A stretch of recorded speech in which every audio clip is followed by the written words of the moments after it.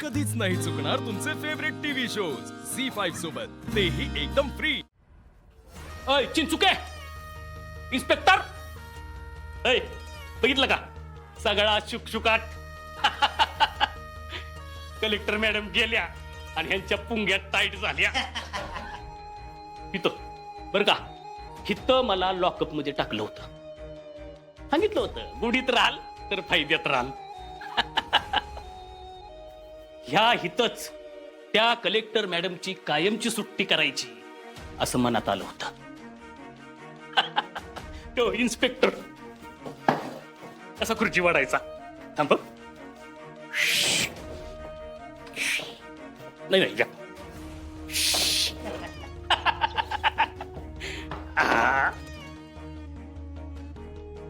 ऐ, ऐ.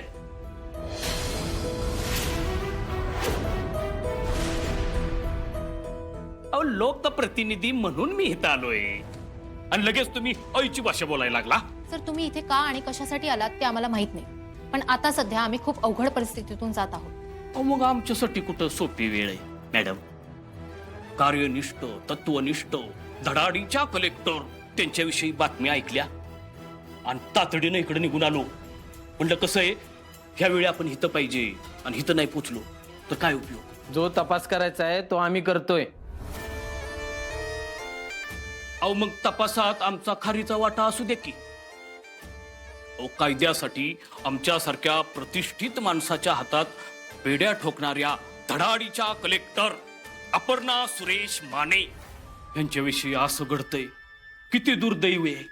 सर ठीक आहे, जर आम्हाला तुमची गरज लागली तर आम्ही तुम्हाला नक्की सांगू, पण आता या क्षणाला तुम्ही इथून निघा प्लीज.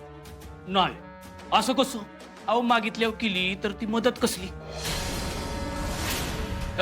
फैजू आपली 4-5 पोरं पाठवून दे मॅडमला शोधायला. हा पाठवतो की, 4-5 पोरं मोकळीच आहेत आज.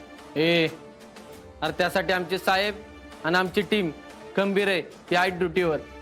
मग एक काम करू, मॅडम विषयी माहिती देणाऱ्याला 1 लाख रुपये बक्षीस आमच्याकडनं मी जाहीर करतो. म्हणजे कसं आहे, लोकांच्या माध्यमातून मॅडम आपल्या समोर येतील. मॅडमला शोधायला महाराष्ट्र पोलीस खंबीर आहेत, तुमची गरज नाही. अर्जुन साहेब हा?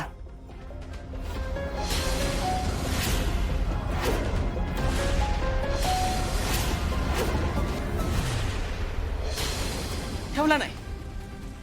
कसं आहे, जोपर्यंत माणूस आपल्याला पटत नाही तोपर्यंत आपण हात सुद्धा ठेवत नाही. विश्वास ठेवा. लोय वाईट वाट शपथ. लांब गेलो होतो फिरायला, डायरेक्ट इकडं आलो. आला असाल ना, तर निघायची वेळ झाली. आणि बघा, तुम्हाला आम्हाला पोलिसांना काय मदत करायची असेल तर करा, पण इकडे येऊन पढाया मारू नका. हाय का. अहो आम्ही कायद्याचा आदर करतो आणि कायद्याचा आदर करतो म्हणून आम्ही मॅडमचा पण आदर करतो. मनापासून आलो होतो. असं बड्या बिड्या मारायचा काय उद्देश नव्हता हो. हे बघा गिरीश गायकवाड, आम्ही पोलीस आहे. आमचे शुभचिंतक कोण, हितचिंतक कोण हे आम्हाला सांगायची गरज नाही तुम्ही. आणि ज्या दिवशी अपर्णा मॅडम बद्दल सगळं क्लिअर होईल ना, त्या दिवशी कोणाच्या पुंग्या टाईट होतील ना, ते सगळेजण बघतील. आमची मदतीची भावना बोलून दाखवावी म्हणून इथं आम्ही आलो. तुमची मदतीची भावना बोलून दाखवायला इकडे आलाय का ऍक्सिडेंट मध्ये काय झालंय हे जाणून घ्यायला तुम्ही इकडे आलाय, हे कळलंय मला. निघा आता. मॅडमचा शोध घ्या, काळजी घ्या. अहो तुम्हाला एवढा त्रास देणाऱ्या माणसाला असं बाहेर फिरून द्यायचं. शोधा बरं. येऊ का. हा फैजू, 4-5 पोरांना पाठवच. मॅडम गावल्या तर गावल्या. येऊ का. चला.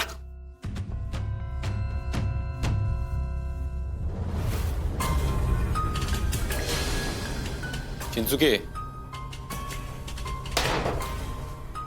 हा माणूस दिसतोय ना तसाच आहे, वाकडा. याची सगळी माहिती काढायची. आप्पीच्या ऍक्सिडेंट मध्ये नक्कीच याचा हात असणार आहे. नमस्कार नमस्कार नमस्कार. नमस्कार जीजी. काही दिवसांपूर्वी ज्या अपर्णा मॅडमांनी तुमच्यावर कारवाई करत तुम्हाला अटक केली होती, त्याच चौकशीसाठी तुम्ही इथे आलायत असं समजायचं का आम्ही? अर्थात त्यात चुकीचं काय आहे? त्यांना आम्ही दोषी वाटलो, त्यांनी आम्हाला अटक केली. आता नंतर आम्ही आमच्या पद्धतीनं स्वतःला निर्दोष सिद्ध केलं, ही गोष्ट वेगळी. पण म्हणून काय आमचं वैर आहे असं होत नाही ना. कसं आहे, अपर्णा मॅडम सरकारी अधिकारी आहे, त्यांची चौकशी करणं आमचं कर्तव्य आहे लोकप्रतिनिधी म्हणून. कायद्याच्या कचाट्यातून तुम्ही सुटलात, पण तुमच्या जवळची व्यक्ती अजूनही तिथे आहे. याबद्दल अजून तुम्ही काही बोलला नाहीत. हे बघा, मी निर्दोष आहे म्हणून मी सुटलो. ज्यानं गुन्हा केलाय तो आत आहे ना. आणि मला असं वाटतंय सध्या त्या विषयावर बोलण्याची ही योग्य वेळ नाही. आज काय बोलणं झालं हे कळू शकेल आम्हाला? मदतीच्या उद्देशानं खरं तर मी इथपर्यंत पोहोचलो. अपर्णा मॅडमना शोधण्यासाठी जी काय मदत लागेल ते देण्याचं आश्वासन मी पोलिसांना केलेलं आहे. मदतीचं स्वरूप कळू शकेल आम्हाला? नुसतं बोलून शांत राहणारा मी माणूस नाहीये. अपर्णा मॅडम विषयी जो कोणी माहिती देईल त्याला मी या ठिकाणी आत्ता 1 लाख रुपये बक्षीस जाहीर करतो. कसं आहे, तुमच्या माध्यमातून कळू द्या लोकांना. ही मदत खरंच कामी येईल असं वाटतं तुम्हाला? ते वेळ ठरवेल. सध्या तरी अपर्णा मॅडम सारख्या कर्तव्यदक्ष धडाडीच्या माणसाची समाजाला गरज आहे. खरं तर माने आणि कदम कुटुंबियांच्या दुःखामध्ये मी सहभागी आहे.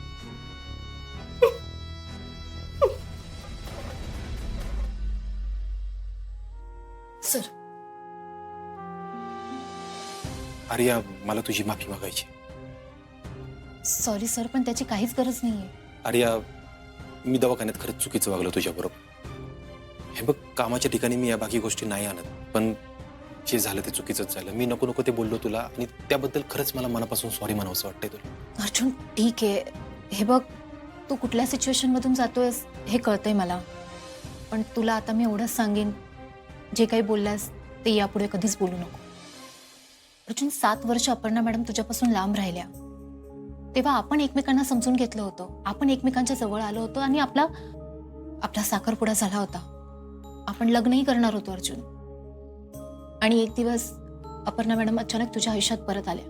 अर्जुन, आजपर्यंत मी तुमच्या दोघांमध्ये कधीच येण्याचा प्रयत्न केला नाही अर्जुन. आर्या, बरोबर आहे तुझं. हे बघ आर्या, आपीमुळे आपल्यात अंतर नाही आलं. खरं तर आपलं एकत्र येणं शक्य नव्हतं का? ते मी कधीच मान्य केले अर्जुन. हे बघ, आता मला एवढंच वाटतं की आपण अपर्णा मॅडमला शोधण्यावर भर देऊया. बघू फाईल.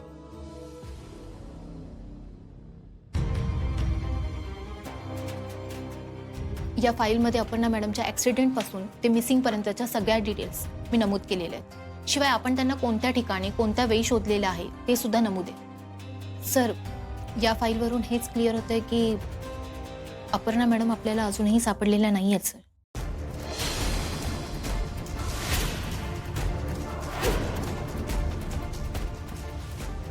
सर,